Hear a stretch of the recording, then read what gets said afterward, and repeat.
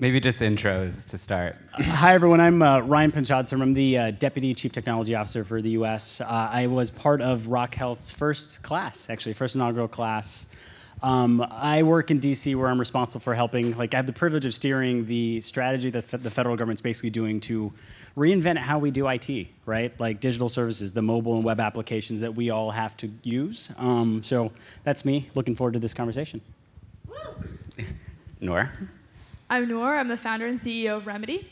And what we're doing is we're building clinical collaboration tools on Google Glass. So our real mission is how do we get patients treated sooner? How do we lower costs to get that treatment done? And how do we help doctors do their jobs faster? And prior to that, I was selected as Peter Thiel's 20 Under 20. Alejandro? I'm co-founder and CEO of ThriveOn, and we are trying to make the most affordable, engaging way to improve your emotional and wellness, mental health. So the name of the panel is New Guard, but I think a helpful context for the audience here is talking a little bit about the Old Guard. And I actually went and looked up the definition of Old Guard, and apparently it means old, as you would expect, conservative, aged, unwilling to change. And so, Ryan, because you work in the government, I think we should start with you and ask, who is this Old Guard in healthcare? So I think the best way to answer this is I don't think old guard and new guard actually has anything to do with age. Because if anything, I think old guard is actually the old way of thinking, right? Like the new guard actually is everyone, perhaps in this room, you've taken the kind of step forward to think about the space really differently. And so a lot of the way the old guard in government perhaps used to think would be when you have policy, technology could be separate from it. But I think we all know here, ideas are one in a million, right? Execution's everything. And so the new guard is approaching things very differently. You have policy and technology trying to happen at the same time. I think you might have all seen some fun stuff happen last year with healthcare.gov. I think it was a great example of where you needed technologists in the room from the beginning and the get-go. So old guard is also perhaps another way of thinking how folks used to think about the space, right? We used to live in a world where not too long ago, like I can count the number of years on my hand where the old guard used to think it was okay, folks didn't deserve the right to get a health plan if they had a pre-existing condition, right? Or it had caps on health plans, or me getting access to my health records, that's not allowed, right? We live in a world today where the new guard actually believes that's all fine and dandy and okay, and because of that, there are new business models that have come about, there are new companies that have come about to take advantage of these changes, and so the new guard is the group of people, no matter what age you are, what part of industry, whether it's in government, private sector, or entrepreneurs, right, like who believe that the world can change just a little bit better. So that's my little take. Noor, you're working with new technologies. Have you experienced any of the old guard? I mean, you're bringing wearable computing device into a healthcare environment. We heard from the inventor earlier in the conference, and they didn't necessarily expect these healthcare use cases to emerge so quickly. Almost, if you look at all of the glass enterprise companies, glass at work companies, a number of them are in healthcare, focused on healthcare. Where are you seeing the old guard from your kind of experience bringing new and emerging technologies into the space? Yeah, I think that, I don't know if you guys have seen Balaji's presentation, but he gives a really, really strong presentation on how do you regulate inside of a regulated industry. And everyone's sort of heard about, okay, the fights that Uber's had against the taxi industry and all that, but I think a story that he tells that goes, I guess it's not as well known, is a story about Square, right? So Square is disrupting payments, right? And a lot of people in government were really, really against what Square was doing. And they wanted to shut it down. There were all these politicians were very vocally against what they were doing. And what Square does to sort of fight back is that they decided to build a product that allowed politicians to actually fundraise using Square. So suddenly, the very same people who very well documented on in the news and on the web were saying, no, Square needs to die, are like, all right, actually, this is fine. Like, this is great. Because suddenly it's like where their money was. So the argument that he makes that I think is really strong is that how do you beat the regulator? You have to become a better regulator, right? So that's what Uber is doing, right? So everyone's much happier with Uber than with taxis, right? Like my experience is 10x better. I don't know. maybe it's 20x better.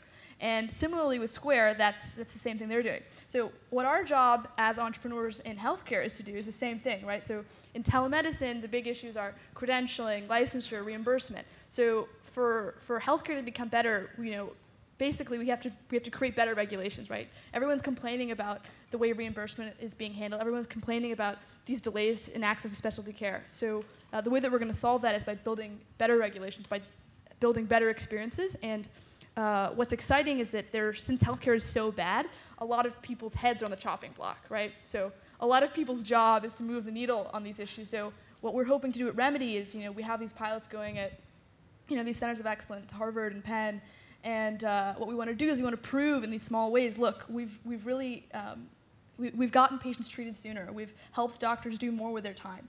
And hopefully what we want to do is we want to present those cases to leadership and say, hey, we've proven it, we've shown it can be done, now let's scale this. Let's really make this the standard of care. And I think it's interesting to bring up that idea of, the standard of care, and I still want to talk about the old guard, because Alejandro, you work in mental health, which has long been the most neglected space in healthcare. We needed laws to bring mental health care in parity with what we consider traditional health. So where are you seeing resistance in the system today to rolling out the programs that ThriveOn's working on?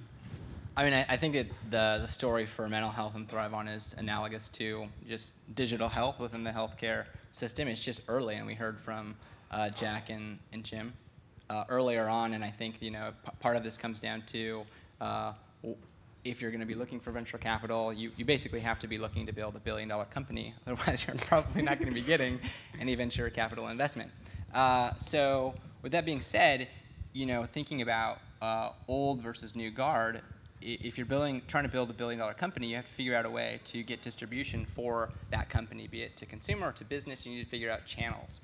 And in order to do that, you need to work with the old guard because they have the distribution. And so when I started thinking about who is the old guard, I was thinking about okay, I don't even know how to define this. So I looked at Forbes 50, and I was like, okay, what are the health companies on the Forbes 50? And that's probably the old guard. So what I found was United Health Group at 17, maybe $5 billion in profit last year. It's pretty big. McKesson and maybe Pfizer and some other pharma companies were in there as well.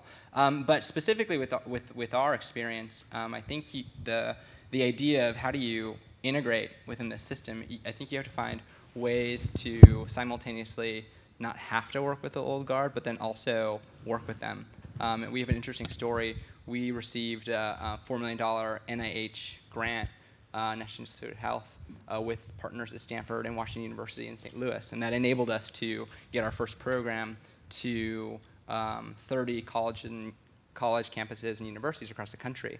And that was a way of working with this kind of old, this system that's been in place for a long time, typically focusing on pharma and these other types of modalities, but using a digital health product. So I think that there are ways that you can try to figure out and find shortcuts integrating the two. And there was a sobering panel this morning with, I don't know, maybe seasoned digital health companies, WellDoc and Omada Health were here, and a director from PwC. And I was struck when they said, the system's not changing, everybody just needs to get used to it. It's going to be like it is. And that was a bit sobering. And I mean, maybe you guys are just naive. You think you're going to be the ones that change the system. So I would love to push actually back on them a little bit, right? I think if there's any place that you'd say that can't change, I think government actually hits the top of that, right? And so it's when the old guard sees what good looks like. It's a little bit what Noor is kind of saying, right? When the old guard sees what good looks like, they're able to raise their bar as well too. It's not like the old guard wants bad things to happen, right? It isn't the case that folks that run hospitals want bad things to happen. It isn't the case that every doctor wants bad things to happen or the head of any medical association wants bad things to happen.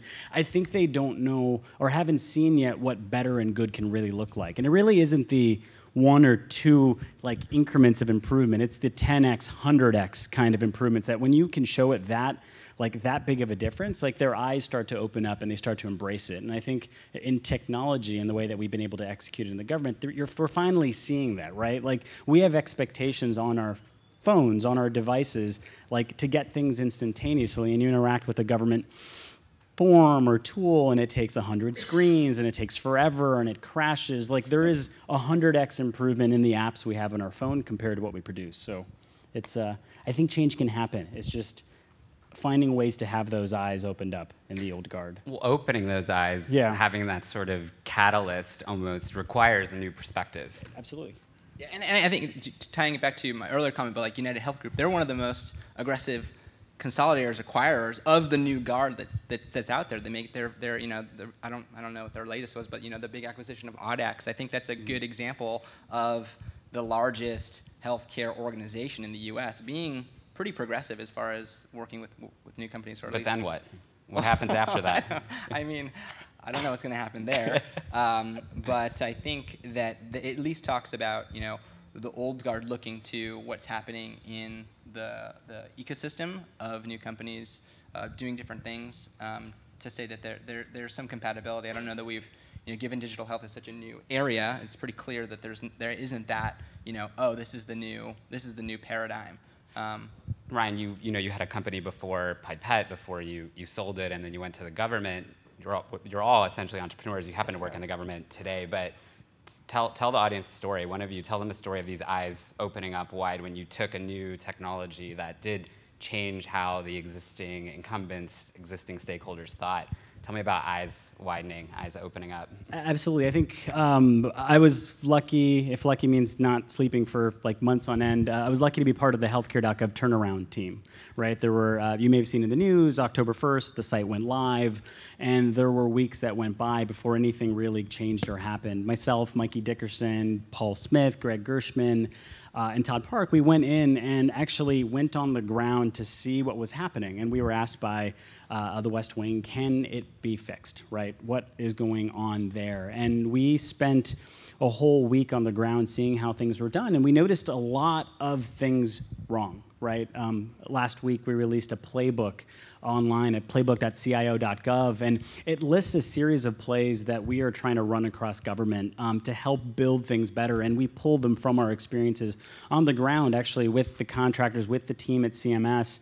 And what we started to notice and see is, like, within the first month of just applying the things and practices we knew to this larger team, we got ourselves out of, I guess, the hole, right? You know, you started from a world where the site was barely up half a day to where it was up pretty much the whole day, one where response times were 30 seconds to one where it ended up being 2, right? And this all happened in the course of 1 month. I think the neat part is in that moment you had a large set of folks see what people like you and I can do if you put us in the right place. And so the little lesson there is that a small group of concentrated, amazing people can change the culture of an organization, right? Because it was the same people that built it were the ones that fixed it. All it took was just a bunch of folks helping unlock people, right? Like for me, I brought the product management side of the house. There were a lot of people on the ground that knew exactly what needed to get done, but it was just putting those in priority order and actually tackling them. Mikey will say, Mikey Dickerson was the a site reliability engineer from Google. He keeps AdWords up, right? And so when he was there, his responsibility was like stabilizing the infrastructure, and he just showed them what modern practices and tools looked like. And so we started to open their eyes, and now every single agency that's out there wants they want that. And so we just launched the United States Digital Service last Monday with Mikey Dickerson at the helm, and he's really responsible for taking some of the best practices that we applied on healthcare.gov and spreading them across government. And you have agency leadership who you could consider the old guard welcoming the help. Noor, you're a Teal Fellow, 20 under 20. You probably don't have much experience in the healthcare system at all. I hope you haven't had a lot. You probably never bought health insurance. You never went through that suffering process of choosing from your employer plans, things like that. So why did you get into healthcare, and why do you see your perspective of not having been somebody who's been inside the system for a long time as being beneficial? Where has it helped you the most? Yeah, absolutely. I actually wanted to touch back on an earlier point that you made about expectations. So that's actually why I got into healthcare. It's about expectations, right? So you talk about services like Dropbox where you can access a file on every single device. Why is it, in completely non-trivial matters about me sharing pictures with my friends on Dropbox that's so simple, but literally walking with my sister, with people, my co-founder, my sister, she's at medical school at the University of Pennsylvania, scrubbing in with her and seeing critically ill patients, the exact same files couldn't be transferred. They're on CD-ROMs. People are printing out paper files, and you're ferrying them back and forth to a hospital. Like, this is absurd, and no one's going to accept that. And not to be poetic about it, but it's always darkest before the dawn. So right when everyone says that there's no way this is going to get better, this is just the status quo, and there's nothing that we can do about this, that's when things really start to change. And patients and people like me and people who are running these hospitals, it's not like they're living in a vacuum. They have access to the same consumer experiences as us people living in San Francisco. And they know that technology can solve these problems, and they know that their money is being mismanaged, and they know that they can do better. So, but then why isn't anything changing? It's just I think it is changing slowly. I think that what we're trying to do, Remedies, we're trying to show these proof points, and we're trying to get those proof points scaled. But I think that it's fair for the old guard to say, well, we haven't seen anything better, so that's fine. Like, I think it's fair to say, let's actually see it in action, right? Before Uber had enough users where they were able to actually push regulation, and consumers actually said, hey, I don't want to go back to having a taxi, I want to use Uber. Before you can do that, services like Remedy and other companies need to show that, hey, patients are actually much happier using this new workflow. So I think that is fair that the old guard is like, well, where is the thing? You keep saying it could be better, but actually solve my integration issues, and I think that's fine. For them to expect that. And I don't think it's super fair to say that things aren't changing. I mean, I know you're making a polarizing statement to elicit a more interesting panel. Malay, maybe that's why I'm in psychology. But I think as far as the strategies and how we can really use. I'm like totally losing my train of thought. Go back to the original question. Your original question was like, what is the benefit as far as like having not had the experience in healthcare that I can actually compel, and how you use that to an advantage. So for me specifically, looking at like I worked at eBay, Nextag, Commerce, and then from there I went to Truly, which is a real estate search engine. And just looking at the difference as far as building a business in e-commerce, real estate is an order of magnitude more complicated as far as the ecosystem comparative to e-commerce, and building a company in that way, and working with the established players, like working with brokers, working with real estate agents, much more challenging than working with online retailers. And then going into the healthcare system, it's not an order of magnitude, it's exponentially harder and more complicated. But I think what you see is that if you look at these industries, commerce and shopping, you look at real estate, you look at healthcare, it's a progression, meaning that things change slower the more complicated the system is. And so by making a statement that says, oh, why is nothing changing? It's just changing more slowly. And in 2007, when I joined Truly, it was the same thing. Why is this real estate process like not taking the lessons learned at an Expedia Travelocity? Well, now look at where we are. I don't know who's bought a home recently, but probably people don't open an MLS book and read those listings anymore. You just go online, and that many people may not even in this room know what an MLS book is. And so I think it just comes down to we're just still really early stage for digital health. And I think the change is coming, and I think these conferences, like how old is Rock Health? 4 years old. So that's still, for some people, that's a long time, but it really is a short time. So I think it's coming. And Ryan, I spent some time in DC, and I wanted to go visit agencies and offices that are kind of impacting our space, and every one of them said, you have to come to where we work. So come to Woodlawn, come to Silver Spring, come to our offices and see what we do every day. So when you keep telling me we have to give money to your companies through CMS innovation grants, or you tell me at the FDA we have to move faster to create clear, bright lines, you have to understand how we live and how we work. And I was struck, I left with a lot of empathy for that. There are people trying to do the right thing. So you're right, there's change happening, but you were a Presidential Innovation Fellow. Can you talk a little bit about the importance maybe for everybody who does want to change the system spending time on the other side with the quote-unquote old guard. Can you talk a little bit about your experience? Absolutely. So one part of our office is actually running the Presidential Innovation Fellows Program. And so we pull some of the best entrepreneurs and innovators from the Valley, from New York, anywhere across the country to come serve in government, right? These are like the CEO of Shutterstock came to serve a tour of duty. These are really phenomenal people that are looking for kind of an adventure for a year. And what they end up doing in this adventure is helping tackle some of our largest, most challenging problems that folks inside these walls have actually asked for help on. So it's this neat, beautiful pairing of incredible talented innovator on the outside, really talented innovator on the inside. And when they spend time together, you actually see that more often, which it's like, oh, I see how your world looks like. Well, I'm going to change my approach or like what I thought would fix it ever so slightly because now I understand your world.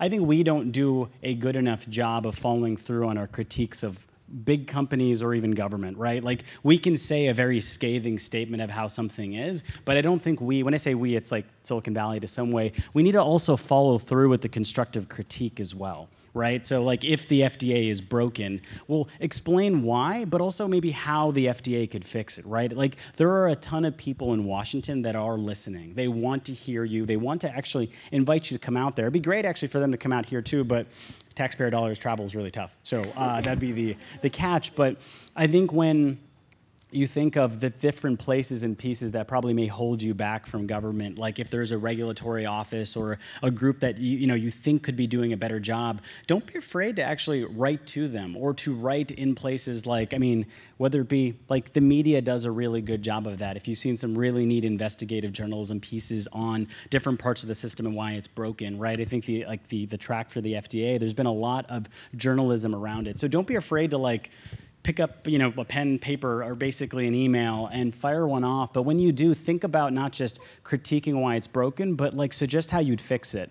And if you're willing to take the plunge, come be a fellow, right? Or come work for one of these agencies and actually try to change it from the inside. Because you're going to, I've frankly been astounded by the amount of FDA bashing for the last year, and then even at our own conference the last 2 days, there's been a whole series of FDA bashing happening all day. Yeah. And Ryan kind of asked for it. 2 entrepreneurs working with healthcare systems, employers, insurance companies, thoughtful critiques, magic wands. What would you ask for? What would be different in terms of engaging on both sides? What would you want from the industry? Thoughtful critique. Thoughtful critique.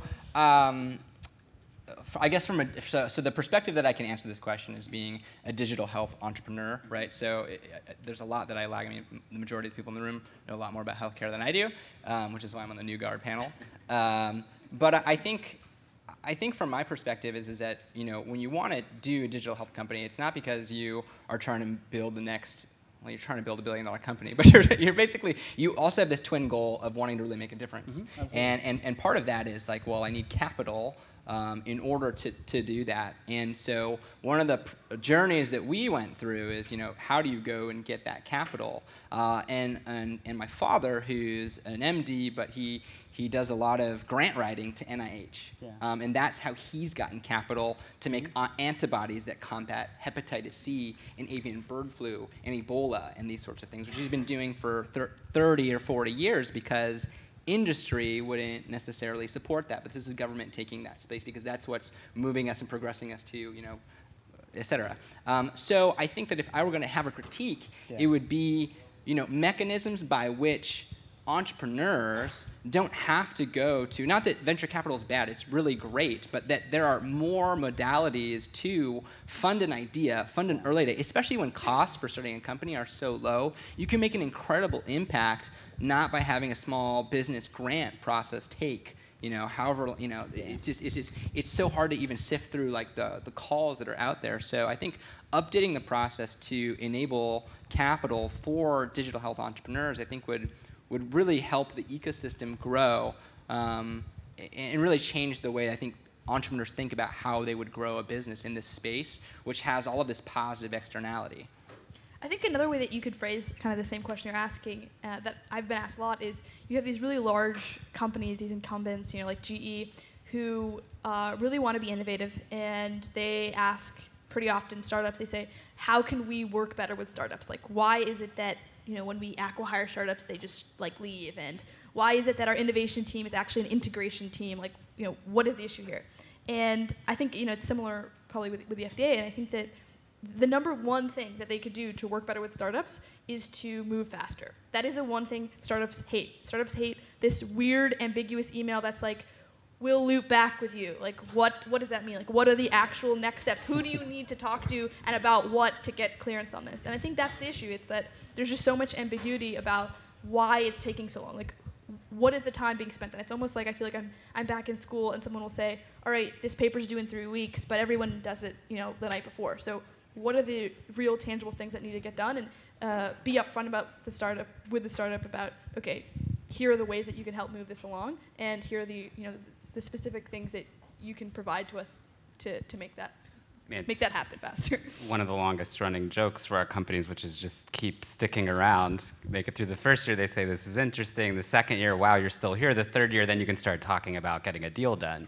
So how do you really reconcile this at the end of the day? You have the largest companies on earth, literally, who want to work with startups, but they have very different risk, speed, cultural profiles. Where's the reconciliation here? How do you mix the two together in a way that actually ends up with positive outcomes for both sides? So I was talking with Noor about this actually at lunch, and I think my philosophy is that because the ecosystem is so complicated and it is slow moving, and there's a lot of the reason why there's a lot of regulation is that there should be a lot of regulation. This is not buying a pair of skis online, and it's not even buying a home. This is like lives and surgeries and things that are intensely complicated. So I think to be a digital health entrepreneur, you have to strike that balance, and I think it's trying to come up with novel ways to kind of circumvent the system.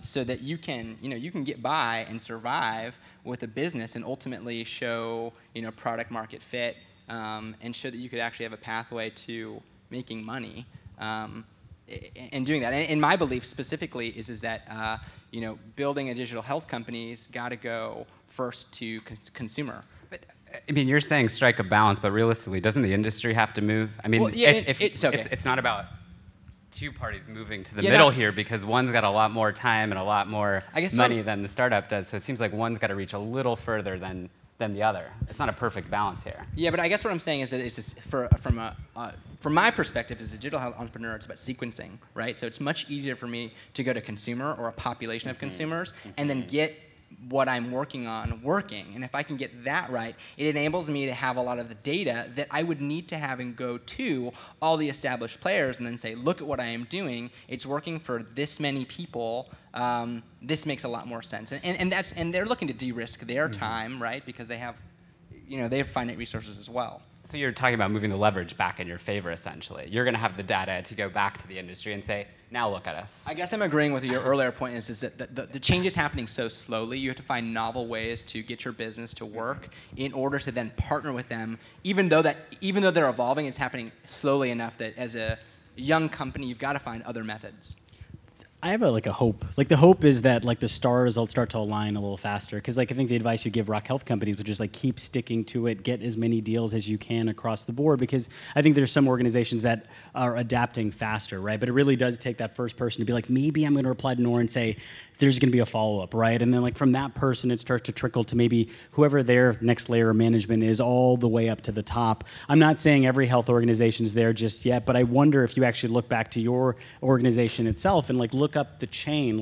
Is there a dotted line that goes all the way up to your CEO that believes that innovation actually is going to be the core of how your company is going to navigate, right? Because you look at the companies like United, which are purchasing startups. I think they're borrowing a habit from the Facebooks and Googles and the rest of Silicon Valley, which is that you can't your people alone can't innovate itself to the future, right? You need to start pulling in new talent, whether that's through hiring, through acquisition. More health companies need to buy other smaller health companies and inject their workforce with this talent. We're seeing that in the federal government through the fellows program, through USDS, through the way, if you've seen us, the hiring that we're doing for our CIOs and CTOs. It's all about injecting good new guard, in a sense, new guard thinking into the organization.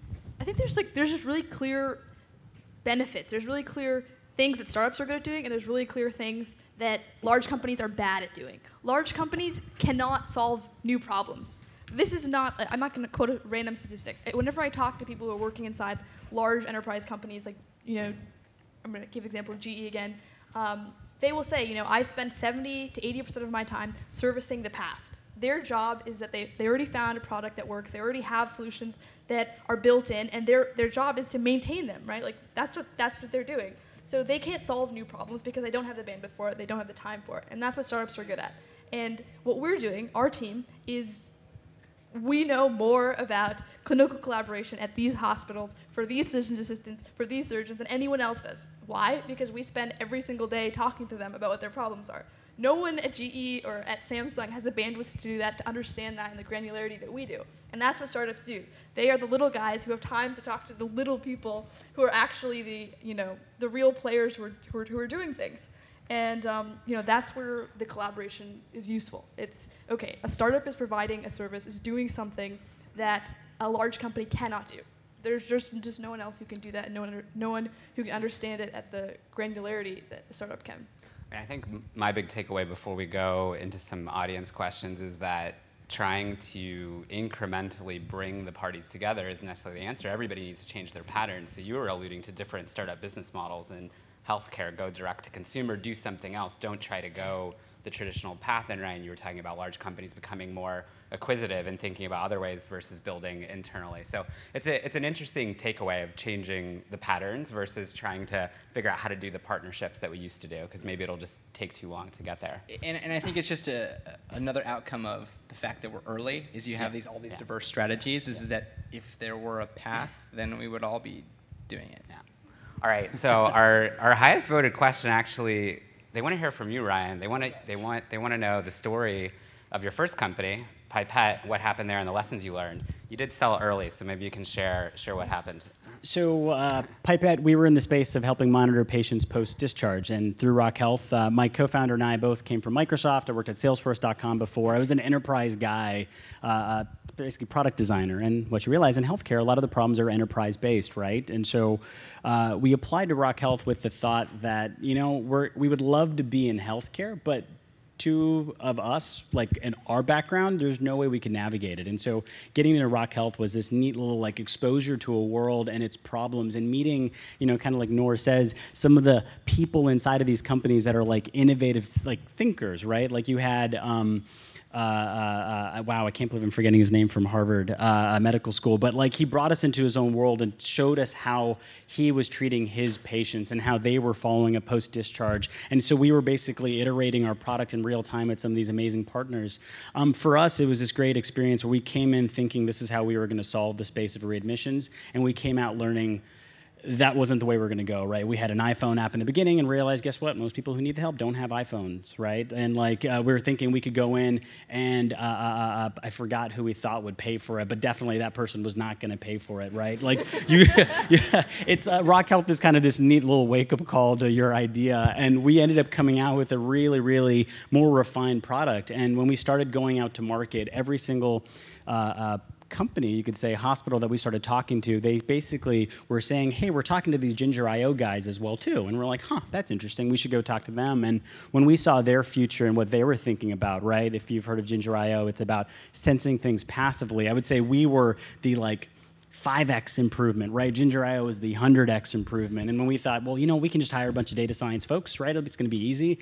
And we looked at their team, and they had 6 on staff, and we're like, So for us, it was like joining forces with a stronger company in the space, and that, for us, was the best decision that we ever made, right? Joining their team. They have a very mature sales cycle as well, too. I think you start to learn that lesson as well. Companies in this space, having a sales team is really important. That has to be a big part of how you get into open doors, and Ginger was really, really good at that. I think the neat part for them is... If you're B2B. If you're B2B, exactly, B2B to C, right? You have to find a way to sell. And so we had a phenomenal opportunity through Rock Health to discover this space. Gingerio was the time of my life. Then I got a call from Todd Park to help out with something called Blue Button, which is helping Americans get access to their health records. And to me, sometimes I get really fascinated at the plumbing problems. Someone once told me, Ryan, why are you leaving all these amazing things at Ginger to work on a plumbing problem? And I said, well, I think it's one of the most important plumbing problems of our generation, right? And so, yeah, so that's that little story right there. There's a lot of questions in here about the so-called haters that try to bring the new guard down. And I think that sounds terrible, and I don't know who's asking these questions. I think what I'd like, and there's like 4 of them in here that are all on the same thread. Wait, who's hating on who? The old guard's hating on the new guard, apparently. What I'd like to talk about, though, realistically, is when is a time, Noor, Alejandro, where you face skepticism about what you're doing just because you are new to it? And healthcare does have an inherent set of complexities and risks, things that are difficult to sort of understand immediately. And so has there ever been a time where you've faced skepticism? And how do you handle it when somebody in the room wants to, kind of say, you don't know what you're talking about? I actually think the old guard of healthcare is not, it's not that they're pessimistic, and they're actually probably some of the most optimistic people that they want to get to the point where they can like integrate some of these solutions, but the problem is that, again, there's no pathway. So it's not that they're hating on the new guard, it's that they don't have the systems in place by which to work with what we're doing. And I think that the skepticism, the greatest skepticism that I found is actually in the venture community. It's like, that's where there's a lot of skepticism, especially around mental health. It's like, a year and a half ago when I was trying to pitch this idea, it's like, I would say mental health, and I was like, ooh. You'd rank venture capitalists more skeptical than the industry. No. Well, I'm answering a specific. Well, the way that I answer the question is that I face more skepticism from venture capitalists than from established old guard in the healthcare community. I think that they're very receptive to what we do. It's just hard to know. They're looking for the same things, or they're trying to de-risk themselves just as much as a VC. They're just looking. They want to allocate their little resources and the time that they have in the most intelligent way possible. And working with a startup when you have a huge system, it's like, would I risk doing it until it's as it's this very small startup that may not even be around in a year? It's like, no, I don't want to do that. The thing is, I'm noticing, like, there's a pattern. Like, it's probably not going to be apparent right now, but you probably will see it at the next Health Innovation Summit. But there are companies that are getting very hungry. It's the startup that gets the no from the hater, right? And they realize, well, if I can't keep entering your space like this, what if I end up taking more of the pie or more of that part of the ecosystem? And so, like, there's a saying, winter is coming. There's going to be an interesting moment when we're starting. I mean, it is already happening now for a lot of these companies, but there are going to be a bunch of others that you're going to see perhaps the next year where they're going to start to take more of the pie. And I think it's these companies and startups like founders who have realized that in order to be successful in this space, they may have to actually become their own customer. And so they're ending up taking some of the back office functions. And so I'm incredibly excited actually to see how digital health is going to be evolving over the next. Is that a hint of a No, new not company? for me. No, these are some interesting folks that I wish, it's like the ones that they're purposely staying quiet right now. Like they are, because I think when they start sharing what they do, like it's going to be kind of neat. I think skeptics are really exciting people to talk to. So my favorite skeptics are skeptics that are doctors. And I love when someone tells me that they don't know what Google Glass is or they don't see what the value is. Because I feel like, so much of like the messaging that goes to, hospitals is, okay, this is new, shiny technology, this hype storm, this AI, this machine learning, and people just want to, put buzzwords on technology. And it's not about that, right? It's about like solving a real and sincere problem. And that's why I really like talking to skeptics, because they're, extremely discriminating, and they're not just they don't want to just do the next new thing because it's the next new thing. And I think that there is a lot of that echo chamber out here in San Francisco, which is, just because it's new, just because it's shiny, just because,